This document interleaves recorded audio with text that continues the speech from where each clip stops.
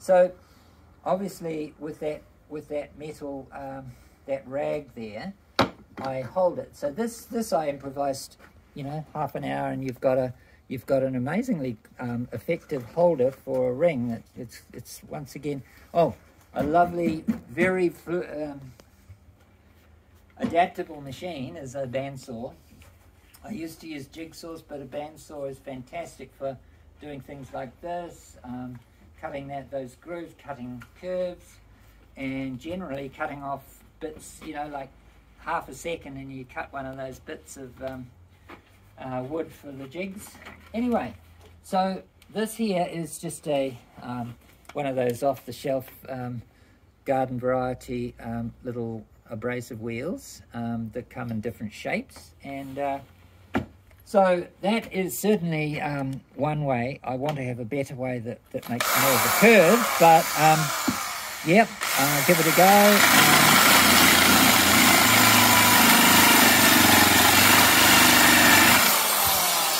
Yeah, quite nicely reamed, maybe a little bit more.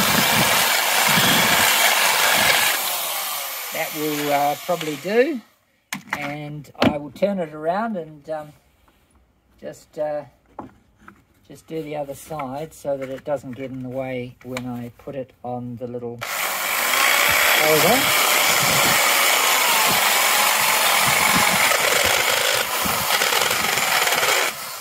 All right. So now, in case it's hot, I'll chuck it in this cup of water. It's always better because you can't tell if metal, unless it's glowing hot, you can't really tell how hot it is. So these little babies are various sizes that I was, for different size rings that I was doing. That's turned down. You can improvise with the bandsaw, and I did improvise the first one. I just cut a little bit off each, just so that it would fit into a drill. Usually I would use a battery-powered drill here, but for the purposes of not having to run around, I'll use this corded one. I think it just fits. Yeah, is that going to hold? So this just, once again, it's a combined turning. So this turns, and this turns, and this turns. So that's pretty rough. So I'll go a bit finer, and yeah, I'll do this. I've got lights up here, and this has got vacuum too. That's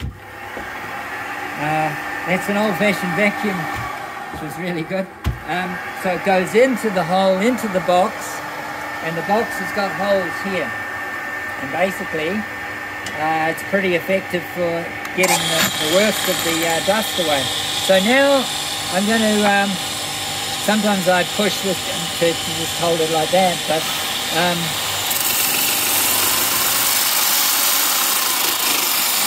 you can go right round.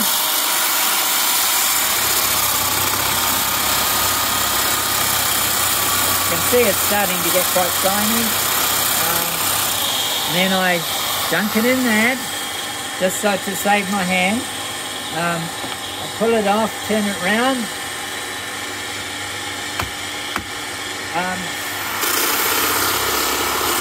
Do the other side. This is now, it's a really amazing, this is another wonderful flexible thing. I've got the different grits, so I can polish wood to within an inch of its being like varnish. It's amazing. So this here is 240 grit. 240 grit, it'll say there somewhere. Yep. And this is just a cheap pad that you can put in a chuck. And this particular little beast has been going for decades, and it's got a chuck. And that there's got a chuck as well, but slower speed, and it's on the blink at the moment. This thing has been so reliable. But anyway, you pop it on like that, and away you go again. And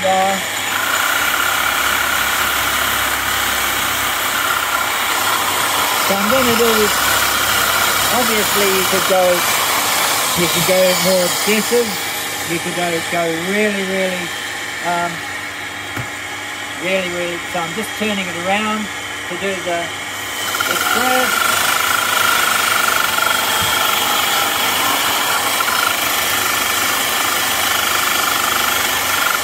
So you see how it's wobbling a bit, so you can do that.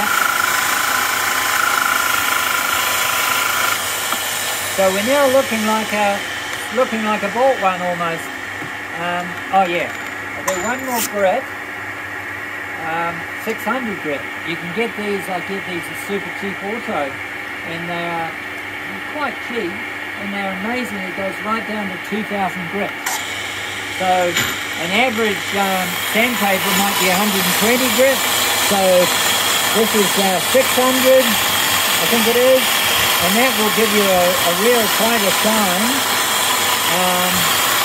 And obviously this is a lot of speed built up, because you've got the speed of this turning, you've got the speed of that, which is about 2,800 RPM.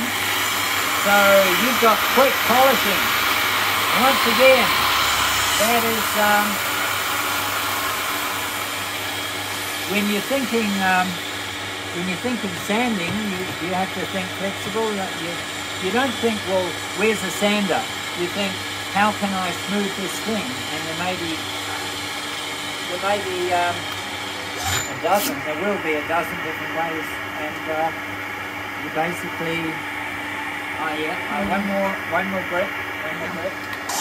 A dozen different ways to achieve that thing, and none of them need to involve orbital sander or any other kind of sander apart from this.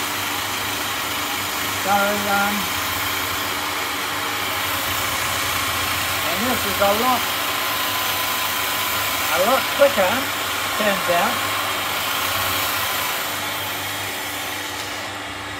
So that is not too bad. For the purposes, oh yeah, one other thing you can do. I'll take it off this. Another thing is you can use a buffing wheel. Now a buffing wheel set up here.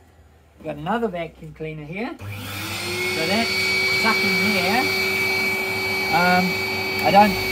Doesn't matter about this side because it's just a cloth wheel with some of this rouge, sort of waxy. I don't normally. This would probably be a final stage if you want to get a mirror, finish. So